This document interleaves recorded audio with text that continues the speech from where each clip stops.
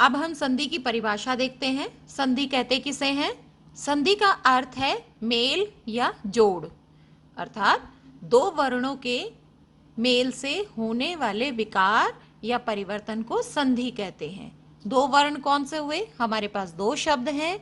दोनों शब्दों में जो पहले वाला शब्द है उसका अंतिम वर्ण और जो दूसरे वाला शब्द है उसका प्रथम वर्ण जब जुड़ते हैं तब विकार उत्पन्न होता है, और एक संपूर्ण शब्द जब परिवर्तित होता है तो उसमें परिवर्तन आता है। यानी कि दो शब्दों को जोड़ने के बाद जब हमारे समक्ष एक शब्द आता है उसमें जो परिवर्तन होता है उसे ही संधि कहते हैं। तो इसकी परिभाषा अगर परीक्षा में लिखने के संदर्भ में आए तो परिभाषा क्या लिखेंगे आप? दो वर्णों के मेल से होने वाले विकार या परिवर्तन को संधि कहते हैं। अब देखिए यहां पर उदाहरण देखिए, जैसे भोजन जमा में आलय, तो इन शब्दों को मिलाया तो क्या बना? भोजनालय। दूसरा शब्द है जगत जमा में नाथ, क्या बना? जगन्नाथ।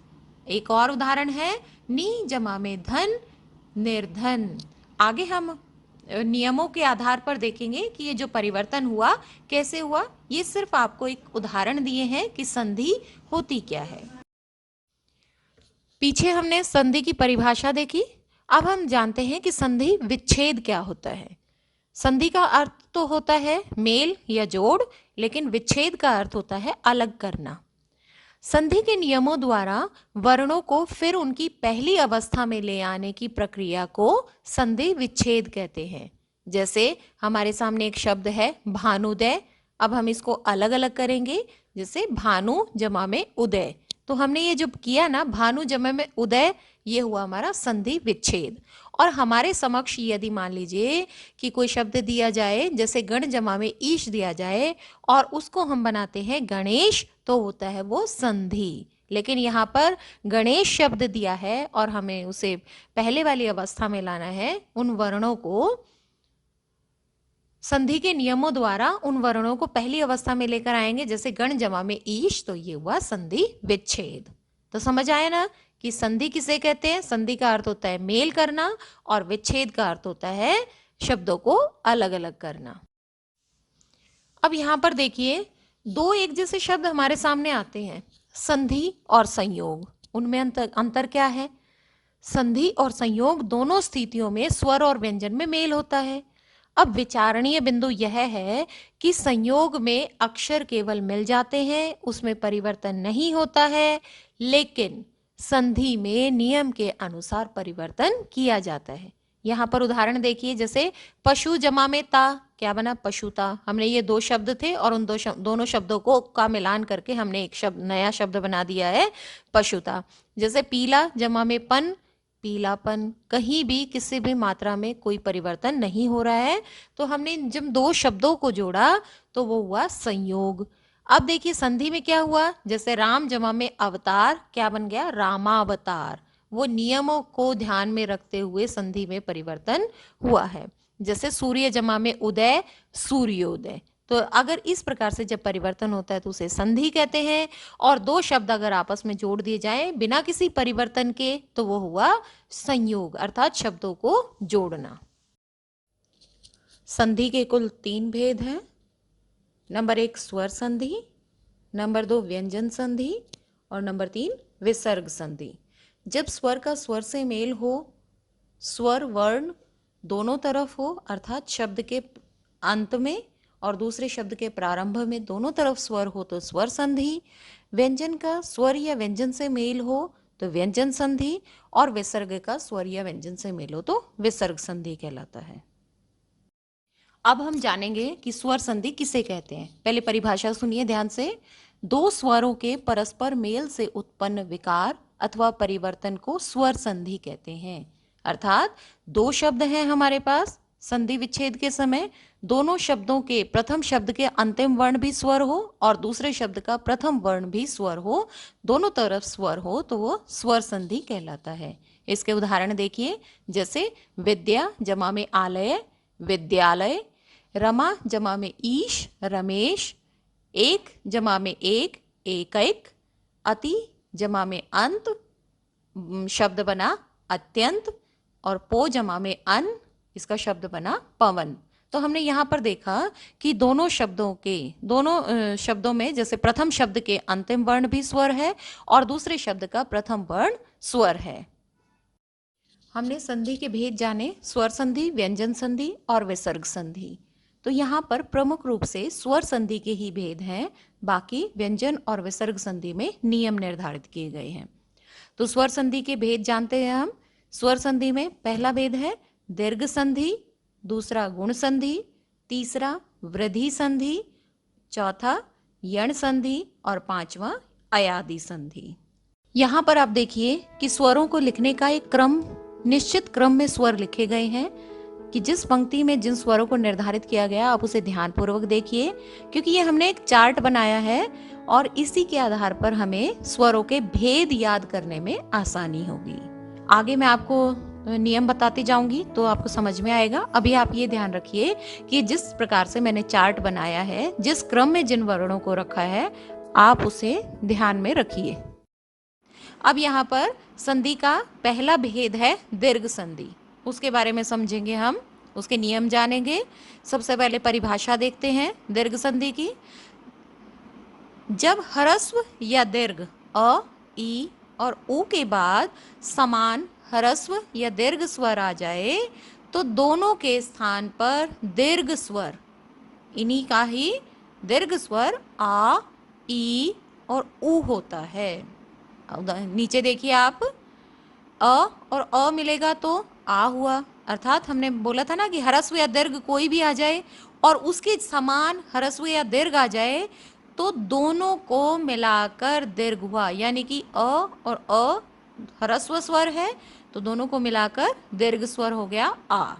इसी प्रकार से यदि दीर्घ के बाद दीर्घ आ जाए तो भी दीर्घ स्वर आएगा। यदि एक ह्रस्व स्वर हो दूसरा दीर्घ स्वर हो तो भी दीर्घ स्वर आएगा, और यदि पहले दीर्घ स्वर आ जाए और बाद में ह्रस्व स्वर हो तो भी दीर्घ स्वर ही आएगा। तो हमने ये देखा कि ह्रस्व या दीर्घ कौन कौन से, अ, ई, उ, इनमें से ह्रस्व हो या दीर्घ स्वर हो तो दोनों के स्थान पर, मतलब दोनों स्वरों को हटाकर उसके स्थान पर हम दीर्घ आ, ई और उ रखेंगे। एक उदाहरण देखिए नीचे, जैसे रामानुज है, उसका संधि विच्छेद करते हैं हम, क्या हुआ, राम जमा में अनुज, ये हो गया इसका संधि विच्छेद। अब ये हम नियम देखते हैं कि ये कौन सा ह्रस्व स्वर कौन सा दीर्घ स्वर दोनों मिलकर किस प्रकार से परिवर्तित हो रहे हैं। जैसे राम में से हमने स्वर अलग किया, अ अलग हो गया, और इधर से दूसरे वाले शब्द के प्रथम वर्ण जो प्रथम स्वर है उसे भी अलग करते हैं हम। तो यहाँ पर दोनों ह्रस्व स्वर मिलकर दीर्घ स्वर में परिवर्तित हो गया आ, और बाद में हम म के साथ आ की मात्रा लगाएंगे तो वो परिवर्तित हो जाएगा रामानुज में। इसी प्रकार ई का उदाहरण देखते हैं हम, जैसे मुनि जमा में इंद्र,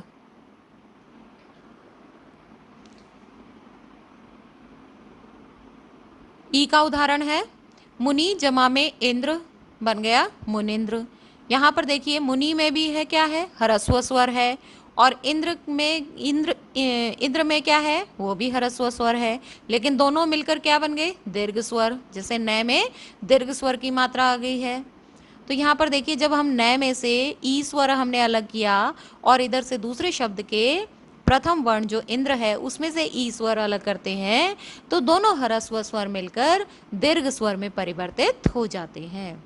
एक और उदाहरण, ऊ का उदाहरण हम देखते हैं। ऊ में कैसे परिवर्तित हुआ, जैसे गुरु जमा में उपदेश, क्या बन गया, गुरु उपदेश। गुरु में क्या है, ह्रस्व स्वर है, और इधर दूसरे शब्द का प्रथम वर्ण भी ह्रस्व ऊ है, दोनों ह्रस्व स्वर मिलकर दीर्घ स्वर में परिवर्तित हो रही हैं। तो यहाँ पर हमने तो उदाहरण लिए दोनों ह्रस्व स्वर को दीर्घ स्वर में परिवर्तित करने का, लेकिन आप आगे देखेंगे कि आगे हमने बहुत सारे उदाहरण लिए हैं जिसमें सभी प्रकार की मात्राओं को शामिल किया गया है। अब दीर्घ संधि के अन्य उदाहरणों पर नजर डालते हैं ताकि ये हमें अच्छे से समझ में आ जाए। प्रत्येक शब्द को आप ध्यानपूर्वक देखिए, उसके वर्णों को ध्यानपूर्वक देखिए उसके वर्णों को ध्यानपूर्वक देखिए और उसमें जो परिवर्तन हो रहा है, जब संधि विच्छेद संधि में परिवर्तित हो रहे हैं, तो उस शब्द को ध्यानपूर्वक देखिए। जैसे राम जमा में अवतार, क्या बना? रामावतार, दीर्घ स्वर हो गया इसमें। स्व जमा में अर्थ, स्वार्थ हो गया। यहाँ पर दोनों तरफ ह्रस्व स्वर है, दोनों मिलकर दीर्घ स्वर में परिवर्तित हुए। आगे है विद्या जमा में आलय, क्या बन गया? विद्यालय। महा जमा में आत्मा, महात्मा। सत्य जमा में आग्रह, सत्याग्रह। इसमें देखिए सत्य में क्या है? अ स्वर है और आग्रह में आ गया, तो अ और आ मिलकर दोनों दीर्घ स्वर में परिवर्तित हो रहे हैं आ में। शुभ जमा में आरंभ, शुभारंभ। सेवा जमा में अर्थ, सेवार्थ। रेखा जमा में अंकित, रेखांकित। तो यहाँ पर इन उदाहरणों के माध्यम से हमने देखा कि हमने मुख्य रूप से 3 लिए, कौन कौन से? अ, ई और ऊ लिया। तो यहाँ पर 3 है। यदि ये समान स्वर दीर्घ स्वर या ह्रस्व स्वर से मिलते हैं तो उत्तर हमेशा हमारा दीर्घ स्वर में ही आता है। हमने 3 ही वर्ण लिए हैं, अ, ई और ऊ, हमारा उत्तर आता है। अब संधि का दूसरा भेद करते हैं हम, गुण संधि।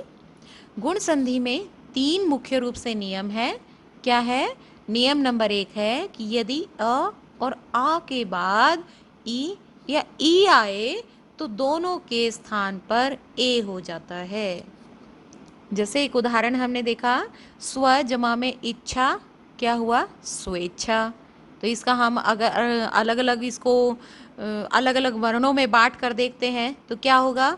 हमने व से अ स्वर अलग कर लिया, इधर इच्छा में से हमने ई वर्ण को हटा दिया है। अब देखिए अ और ई मिलके क्या है? नियम नंबर 1 क्या कहता है? अ और ई मिलकर ए हो जाते हैं। और यहाँ पर नीचे देखिए, यदि हम व में एक ही मात्रा लगाते हैं तो वे हो गया। अब इसको पूरे शब्द को हम देखेंगे तो स्वेच्छा, स्व जमा में इच्छा बन जाएगा स्वेच्छा। एक और उदाहरण देखिए समझने के लिए, एक और अगला उदाहरण है महा जमा में ईश, क्या बना? महेश। अब ये महेश कैसे बना? अब देखिए पहले वाले शब्द का अंतिम वर्ण क्या है? आ। हमने है में से स्वर में से ह व्यंजन में से हमने स्वर को अलग कर दिया, आ हो गया। इधर से दूसरे वाले शब्द में से हम पहले वाला वर्ण अलग कर देते हैं तो क्या हो गए? आ और ई। हमारा नियम क्या कहता है कि यदि अ या आ के बाद ई या ई आ जाए तो दोनों को हटाकर हम ए लिख देंगे। तो हमने दोनों अ और ई को हटाकर ए लिख दिया। अब हम है में एक ही मात्रा लगा देंगे तो क्या बन जाएगा? हे। तो पूरा शब्द हुआ महेश। तो इस संधि विच्छेद को हम संधि के रूप में करते हैं, महा जमा में ईश, क्या बना? महेश। अब गुण संधि का नियम नंबर 2 देखते हैं। नियम नंबर 2 क्या कहता है? यदि अ और आ के बाद उ और ऊ आ जाए तो दोनों के स्थान पर ओ हो जाता है। अब यहाँ पर आप चित्र में देखिए, यदि हम अ स्वर को ऊ स्वर से मिलाते हैं तो ओ हो जाएगा। यदि आ स्वर को ऊ स्वर से मिलाते हैं, ह्रस्व ओ से मिलाते हैं तो भी ओ हो जाएगा। और यदि अ या आ को हम दीर्घ स्वर ऊ से मिलाते हैं तो भी हमारा उत्तर ओ में ही आएगा। इसके लिए हम एक उदाहरण समझते हैं, जैसे पर जमा में उपकार, क्या बना? परोपकार। अब यहाँ पर व्यंजन में से हम स्वर अलग कर लेते हैं और उधर दूसरे वाले शब्द में से ऊ स्वर अलग कर लेते हैं तो हमने क्या देखा? अ और ऊ के मिलान से इन दोनों वर्णों को हटाकर हम ओ रख देंगे। ओ क्या परिवर्तित हो जाएगा? अ और ऊ वर्ण जो है। अब इसको हम उदाहरण के माध्यम से समझते हैं। पर जमा में उपकार, क्या बना? परोपकार बन गया। अब यदि हम इनमें से अलग अलग, हम समझने के लिए इनमें से अगर हम वर्णों को, स्वरों को अलग करके देखें तो क्या आएगा? यदि र व्यंजन में से हम स्वर अलग कर देते हैं, ए अलग हो गया। उस उधर से दूसरे वाले शब्द में से उपकार में से हम ऊ वर्ण को अलग कर देते हैं और नियम हमारा क्या कहता है? अ और ऊ मिलकर ओ हो जाएंगे। तो इसके बाद हम देखेंगे र में ओ की मात्रा लगाएंगे तो रो आ जाएगा और पूरा शब्द हुआ परोपकार।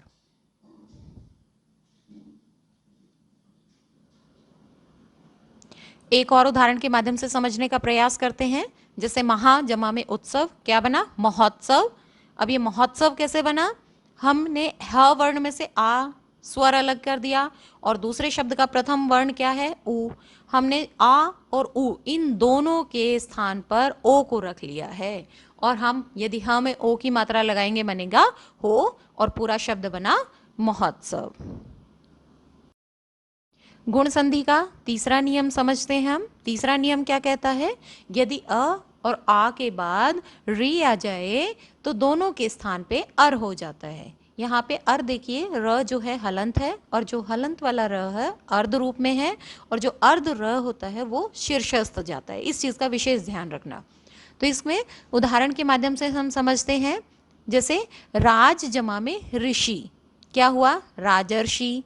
तो अब इसमें उदाहरण देखिए, ज राज में से हम यदि अ स्वर को अलग कर लेते हैं और उधर री स्वर को अलग कर लेते हैं, अ और री मिलकर बना अर।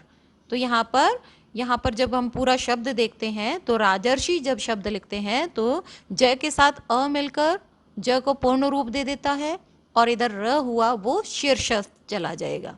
मतलब सिर पर बैठने वाला र जो है वो अर्ध रूप में होता है। तो हमारा राज जमा में ऋषि जब बनाते हैं तो पूर्ण रूप से शब्द हुआ संधि करने के पश्चात राजर्षि। इसी प्रकार से है, राजा जमा में ऋषि करते हैं तो भी वही राजर्षि बनेगा, क्योंकि हमने नियम में क्या देखा है? यदि अ और आ के बाद री आता है तो वो अर में परिवर्तित हो जाता है। गुण संधि को हम अन्य उदाहरणों के माध्यम से समझने का प्रयास करते हैं। ध्यान दीजिए, नियम नंबर 1 के अंतर्गत है उदाहरण मृग जमा में इंद्र, मृगेंद्र। गण जमा में ईश, जो हम पीछे भी दोहरा चुके हैं इस उदाहरण को, गणेश। महा जमा में इंद्र, महेंद्र। रमा जमा में ईश, रमेश। नियम नंबर 2 के उदाहरण है पर जमा में उपकार, परोपकार। नव जमा में ऊढ़ा, नवोढ़ा। नवोढ़ा किसे कहते हैं? जो नव विवाहिता होती है स्त्री। आगे है महा जमा में उत्सव, महोत्सव। गंगा जमा में ऊर्मी, गंगोर्मी। अब नियम नंबर 3 जो हम पीछे भी दोहरा चुके हैं, जैसे राज जमा में ऋषि, राजर्षि, और राजा जमा में ऋषि करते हैं तो भी राजर्षि ही बनेगा। अब हम पढ़ेंगे वृद्धि संधि। वृद्धि संधि क्या है? स्वर संधि का भेद है। जैसा कि मैंने आपको पिछले वीडियो में समझाया था कि स्वर संधि के 5 भेद हैं: दीर्घ संधि, गुण संधि, वृद्धि संधि, यण संधि और अयादि संधि। तो पीछे की 2 संधियां हम पढ़ चुके हैं पिछले वीडियो में। कौन कौन सी? दीर्घ और गुण संधि को हम पढ़ चुके हैं। तीसरे नंबर की जो संधि है वो है वृद्धि संधि। इसमें कुल 3 नियम है। अब हमारा नियम नंबर 1 क्या कहता है? यदि अ और आ के बाद ए और ऐ है तो वो दोनों वर्ण मिलकर ऐ में परिवर्तित हो जाएंगे। देखिए, आप चार्ट को ध्यानपूर्वक देखिए कि यदि हमने ए का मिलान ए से किया तो भी ऐ ही आएगा, और यदि आ का मिलान हम ए से करते तो भी ऐ ही आएगा। अब इस नियम को, वृद्धि संधि के इस नियम को हम एक उदाहरण के माध्यम से समझने का प्रयास करेंगे। जैसे एक उदाहरण लिया मैंने यहाँ पर, सदा जमा में एव, क्या बना इसका? इसकी संधि क्या हुई? सदैव। अब इसको हम यदि वर्णों को अलग अलग रूप में देखते हैं कि ये नियम कैसे परिवर्तित हुआ, ध्यानपूर्वक देखिए। यदि हमने क्या बताया था मैंने आपको कि 2 शब्द होते हैं जिसमें से संधि विच्छेद के समय 2 शब्द हैं हमारे पास। यदि पहले वाले शब्द का अंतिम वर्ण और दूसरे वाले शब्द का पहला वर्ण मिलते हैं तो उसमें जो विकार या परिवर्तन होता है उसी को संधि कहा जाता है। अब देखिए, पहले वाले शब्द का अंतिम वर्ण क्या है?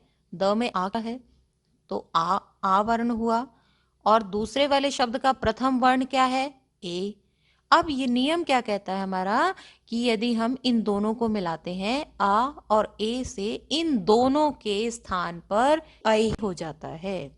अब यहाँ पर देखिए, द अर्ध रूप में है, ए है। अब इस ए को हम द के साथ मिलाएंगे तो ये मात्रा के रूप में चला जाएगा और बन जाएगा सदैव।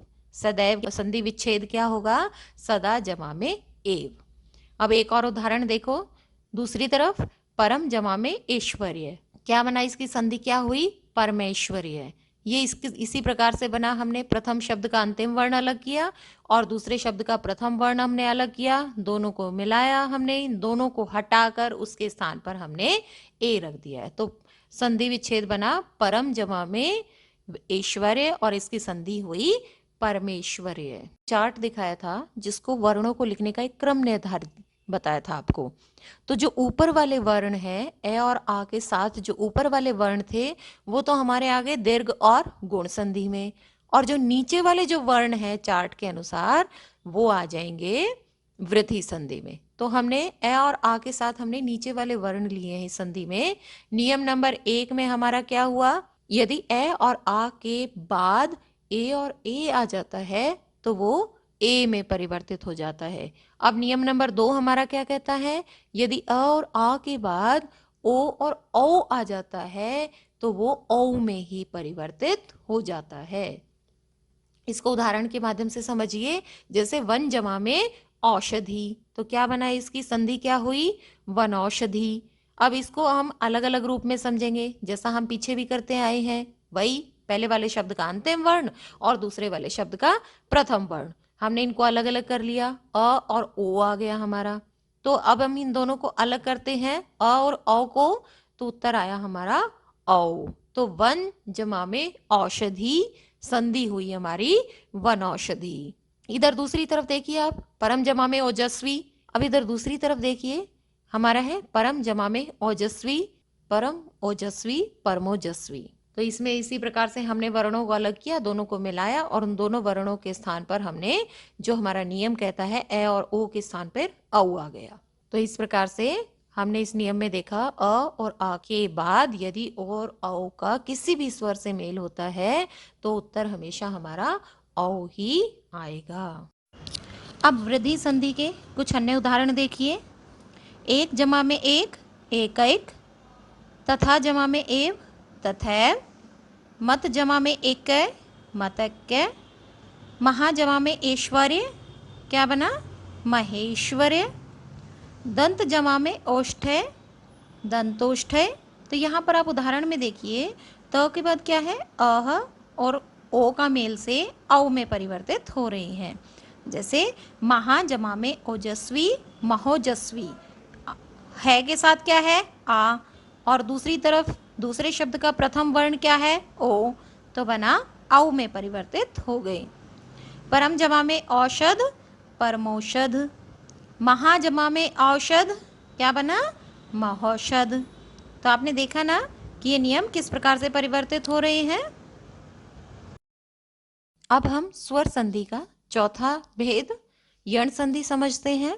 यण संधि में पहला नियम क्या कहता है, यदि ई और ई के बाद असमान स्वर आ जाए, असमान मतलब कि कोई भी, चाहे अ हो, आ हो, ई हो, इससे लेकर औ तक यदि कोई भी स्वर आ जाए तो ई और ई के स्थान पर यह हो जाता है, यह हलंत।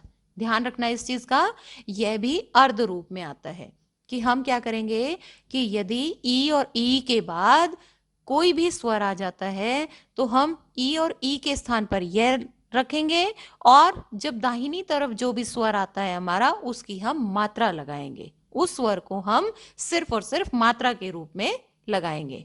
तो इसका एक उदाहरण देखिए, यदि जमा में अपि, क्या बना, यद्यपि।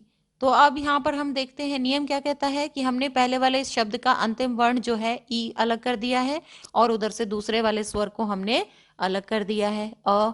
अब नियम क्या कहता है, यदि ह्रस्व या दीर्घ में से कोई भी वर्ण आ जाए, ई या ई में से कोई भी आ जाए, या ह्रस्व ई हो या दीर्घ ई हो, तो हम उसके स्थान पर यह रखेंगे। यह भी कौन सा, हलंत, हर अर्ध रूप में, यह हमारा अर्ध रूप में आएगा।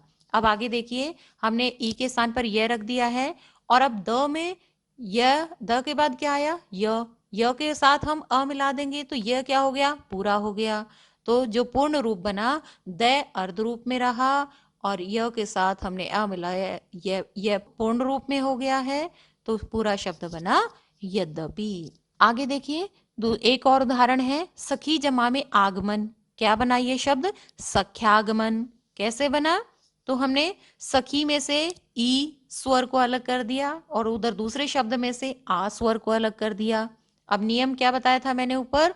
यदि ई या ई आ जाए तो उसके स्थान पर यह हुआ और यह के साथ आ की मात्रा लगाएंगे, हम बना या। और इधर से सखी में से हमने ई स्वर को अलग कर लिया था, स्वर के अलग होते ही वो अर्ध रूप में आ गया। तो यहाँ पर ख अर्ध रूप में हुआ और य के साथ आ की मात्रा लग के वो पूर्ण रूप में हो गया। ये बन गया हमारा पूरा शब्द सख्यागमन। अब यण संधि का दूसरा नियम देखिए। दूसरा नियम क्या कहता है? यदि ऊ और ऊ के बाद असमान स्वर, जैसा हमने पीछे किया ना कि कोई भी स्वर आ जाए, ऐसे लेकर औ तक कोई भी स्वर आ जाए, उसकी हमें सिर्फ मात्रा लगानी है और ऊ के स्थान पर हमें व लिखना है, वो भी अर्ध रूप में। यहाँ पर एक इसका उदाहरण देखिए, जैसे सु जमा में आगत है, क्या बना? स्वागत। ये तो हमें याद है कि सु जमा में आगत हम स्वागत लिख देते हैं, लेकिन इसका नियम क्या है? स में ऊ है और आगे इधर दूसरी तरफ आ है, तो आ की तो हम क्या लगाएंगे? सिर्फ और सिर्फ मात्रा लगानी है। और परिवर्तित क्या होगा वर्ण? ऊ के स्थान पर व परिवर्तित हो जाएगा। अब व क्या है? अर्ध रूप में है और व के साथ आ मिल जाएगा तो बन जाएगा वा, और इधर से स के साथ हमने ऊ अलग कर दिया था तो स क्या हो गया? अर्ध रूप में हो गया। तो हमारा पूरा शब्द बना स्वागत। सु जमा में आगत, स्वागत। एक और उदाहरण देखो, जैसे वधु जमा में आगमन, क्या बना? वध्वागमन। तो यहाँ पर इसमें वधु में से ध में से ऊ अलग कर दिया है और ऊ के स्थान पर क्या बन गया? व बन गया। व के साथ आ की मात्रा लग गई है तो, और ध जो है वधु में से ध में से ऊ अलग कर दिया था, वो परिवर्तित हो गया, लेकिन ध क्या रह गया? अर्ध रूप में रह गया, तो वो आधा ही लिखा जाएगा नीचे। तो क्या हो गया पूरा शब्द? वध्वागमन। व के साथ आ मिल गया तो वा बन गया, ध अर्ध रूप में हो गया, बाकी शब्द जो के त्यों है, बाकी जो वर्ण है जो के त्यों है। तो हमारा जो संधि है वधु जमा में आगमन, वध्वागमन बनी। अब यण संधि का नियम नंबर 3 क्या कहता है? यदि री के बाद असमान स्वर आए तो री के स्थान पर र हो जाता है। र भी कौन सा? अर्ध रूप में। और बाईं तरफ यदि री है और उसके बाद अगर कोई भी स्वर है तो स्वरों की क्या लगेगी? मात्रा लगेगी, लेकिन री किस में परिवर्तित हो जाएगा? र में। जैसे पितृ जमा में अनुमति, क्या बना? पितृ अनुमति। यहाँ पर त में क्या है? री की मात्रा है और उधर अस्वर है। यहाँ पर जो री स्वर है वो किस में परिवर्तित होगा? र में। अब यहाँ पर देखिए ये कुछ भिन्न हो गया है, इसको समझाने का प्रयास करूंगी मैं। क्या है यहाँ पे? त और र, त्र कैसे बने? क्योंकि ये संयुक्त व्यंजन है। तो यहाँ पर त्र क्या है? एक संयुक्त व्यंजन है जो कि किस किस के वर्णों के मेल से बनता है? त जमा में र के मेल से। तो यहाँ पे त्र बन गया, त्र भी अर्ध रूप में है और इधर अ उसके साथ मिलेगा तो त्र पूरा हो जाएगा। तो हमारा जो पूर्ण शब्द बना वो बना पितृनुमति। अब दूसरा है मातृ जमा में आनंद, मात्रानंद। तो यही वही नियम है जो हमें दोहराया था जिस शब्द को। त में री की मात्रा है और वही त और र मिलके त्र बन जाएंगे और त्र में आ की मात्रा लगी, त्रा बन जाएगा और पूरा शब्द हुआ मात्रानंद। अब यण संधि को हम अन्य उदाहरणों के माध्यम से समझने का प्रयास करेंगे। तो यहाँ पर जो तीनों नियम है ये मैंने लिख दिए हैं, ध्यान से देखिए। यदि ई या ई आए तो यह स्वर में परिवर्तित होगा और ऊ आ जाए तो व स्वर में परिवर्तित होगा और री आ जाए तो र स्वर में। ये हुआ हमारे पहले वाले शब्द के अंतिम वर्ण और दूसरे वाले शब्द के प्रारंभ में जो भी वर्ण आएगा उसकी हमें सिर्फ और सिर्फ मात्रा देखनी है। यहाँ पर मैंने आपको कुछ उदाहरण दिए हैं, इन उदाहरणों को देखते हैं और आप अपनी एक बार कॉपी पेन लेकर बैठिए और उसमें देखिए कि ये वर्ण जिस प्रकार से मैंने पीछे वाली स्लाइड में जो वर्णों को आपको दिखाया था, जिसमें वर्णों को अलग अलग मात्राओं को मैंने अलग अलग करके दिखाया था, आप रफ कॉपी में एक बार उसी प्रकार से इन वर्णों को लिख कर देखिए ताकि आपके अच्छे से समझ में आ जाए। क्या है? अभी जमा में अंतर, क्या बना? अभ्यांतर। अति जमा में अधिक, अत्यधिक, नदी जमा में अर्पण, नद्यर्पण। अब आप ये देखिए रफ कॉपी में ये लिख के देखो कि ये द में ई की मात्रा है। अब हमने ई की मात्रा किस में बदल जाएगी, य में परिवर्तित हो जाएगी और यहाँ पर द अर्ध रूप में हो जाएगा। जब आप इसे प्रैक्टिस करोगे ना देखकर कि कौन सा वर्ण किस में परिवर्तित हो रहा है और ये पूर्ण जब शब्द हमारे सामने आ रहा है तो ये किस प्रकार से आ रहा है आपको अच्छे से समझ में आ जाएगा। ये जितने भी मैंने यहाँ पर उदाहरण आपको दिए हैं इन सभी उदाहरणों को अलग अलग कर वर्णों को अलग अलग कर आप एक बार कॉपी में लिखकर जरूर देखिए।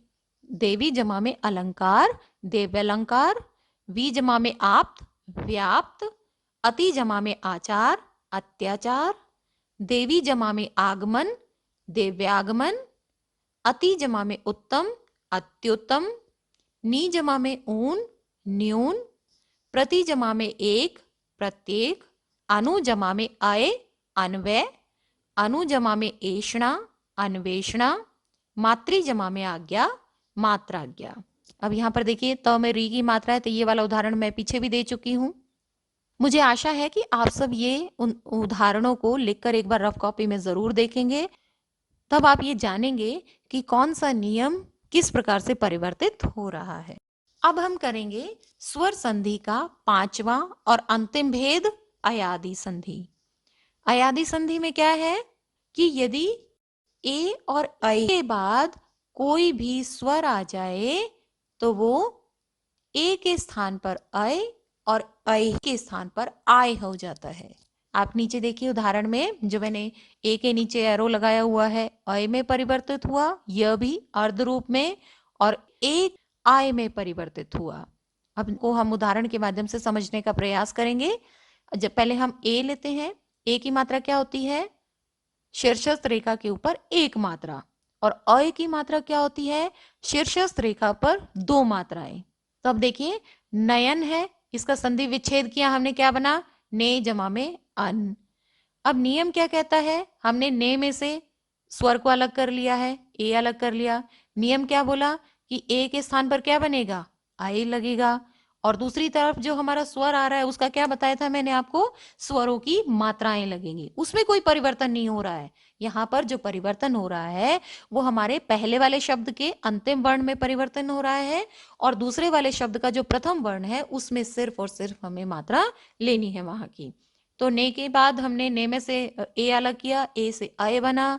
अब देखिए यहाँ पर अय है तो न के साथ अ मिल गया, क्या बन गया, न पूरा हो गया, और य के साथ अ मिल गया तो य पूरा हो गया, और न लास्ट वाला न जो का त्यों, शब्द हुआ हमारा नयन। अब हम ए का उदाहरण लेते हैं। अय में क्या है कि एक उदाहरण है नायक, इसका संधि विच्छेद किया हमने, क्या बना, नई जमा में अक बना, वो शब्द हो गया पूरा नायक। अब अय में से क्या बना हमारा, पीछे आप देखो, ऊपर देखो एरो में क्या दिखाया गया है, ए बना अय में और अय बना आय में, तो आय यहां पर लग गया। अब न के साथ आ लगा तो क्या बन गया, ना, य के साथ अ लगा तो क्या बन गया, य, और पूरा शब्द हुआ नायक। नायक का संधि विच्छेद क्या हुआ, नए जमा में अक, और इसकी संधि हुई नायक। अब अयादि संधि का हम दूसरा नियम देखते हैं। नियम नंबर 2 क्या कहता है, यदि ओ और औ के बाद कोई भी स्वर आए तो ओ के स्थान पर अव और औ के स्थान पर आव हो जाता है। यहाँ पर देखिए ये एरो दिखाई दे रहे हैं आपको, ये तीर के निशान दिखाई दे रहे हैं। तो देखिए ओ हुआ अव में और औ हुआ आव में। अब इसका उदाहरण दोनों का ही हम उदाहरण के माध्यम से समझने का प्रयास करेंगे। जैसे एक शब्द है हवन, इसका संधि विच्छेद किया हमने, हो जमा में अन, तो ह में से ओ अलग किया, ह अर्ध रूप में हो गया, ओ हमारा किस में बदला, अव में परिवर्तित हो रहा है। तो नीचे देखिए ह के साथ अ मिल जाएगा तो ह पूरा हो जाएगा, व के साथ अ मिल जाएगा तो वह पूरा, और न पूरा शब्द बना हवन। अब हम औ का उदाहरण देखते हैं, क्या है, पौ जमा में अक, क्या बना, पावक। अब यहाँ पर देखिए हो में तो क्या था, जो ओ की मात्रा है, और ओ की मात्रा कैसे आती है, खड़ी पाई के साथ शीर्षस्थ रेखा के ऊपर एक मात्रा, और यहाँ पर औ की कैसी मात्रा होती है, खड़ी पाई के साथ शीर्षस्थ रेखा के ऊपर 2 मात्राएं। जैसे बना पौ जमा में अक, बना पावक। अब यहाँ पे प में से हमने औ की मात्रा अलग कर दी। औ किस में परिवर्तित हुआ? आओ में हुआ। औ क्या बोलता है? मैं तो हट जाता हूं, और उसके स्थान पर आव आ जाता है। तो यहाँ पर प के साथ आ की मात्रा लगाई, बना पा। व के साथ अ बनाया, व पूर्ण रूप में हो गया, और क। तो यहाँ पर हमने पावक की संधि विच्छेद क्या थी? पौ जमा में अक, और इसकी संधि शब्द बना पावक। तो यहाँ पर देखिए अयादी संधि के उदाहरण देखिए। यदि ए हो तो अय में परिवर्तित होगा, जैसे पीछे बताया है। ए हुआ तो आय में ओ है अव, और औ है तो आव में परिवर्तित हो रहा है। जैसे शे जमा में अन है, शयन बना। चे जमा में अन है, चयन बना। अब मैं आपसे आशा करती हूं कि आप इनको अपनी एक रफ कॉपी में एक बार इन वर्णों को अलग करके जरूर देखना, तभी आपके अच्छे से समझ में आएंगे कि जैसे पीछे मैंने आपको वर्णों को अलग अलग रूप में करके समझाया था, तो किस रूप में, पूर्ण रूप में संधि उनकी कैसे होती है ये पता लग जाएगा। जैसे नई, नए जमा में अक है, नायक। पो जमा में इत्र है, पवित्र। भौ जमा में उक है, भावुक। नौ जमा में एक है, नाविक। तो इसके हमने अयादी संधि के उदाहरण समझे। शुरू में उस इस चार्ट की ओर देखिए। इस चार्ट में क्या है? ए और आ स्वर अलग किए। फिर हमने क्या किया? ई उ ऊ री। फिर उसके ठीक नीचे वाली लाइन में मैंने क्या लिखा? ए ऐ ओ औ।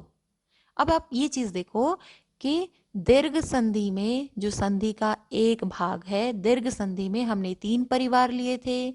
हमने कौन कौन सा परिवार लिया? हमने आ ई उ लिया। हमने फिर उसके बाद दूसरा भेद था हमारा गुण संधि। गुण संधि में हमने ऊपर वाली लाइन ली, ए और आ के साथ मिलान किया हमने ऊपर वाली लाइन का। फिर आया हमारा वृद्धि संधि। क्या किया हमने? और आ को हमने नीचे वाली लाइन से मिलान किया। फिर आई हमारी यण संधि।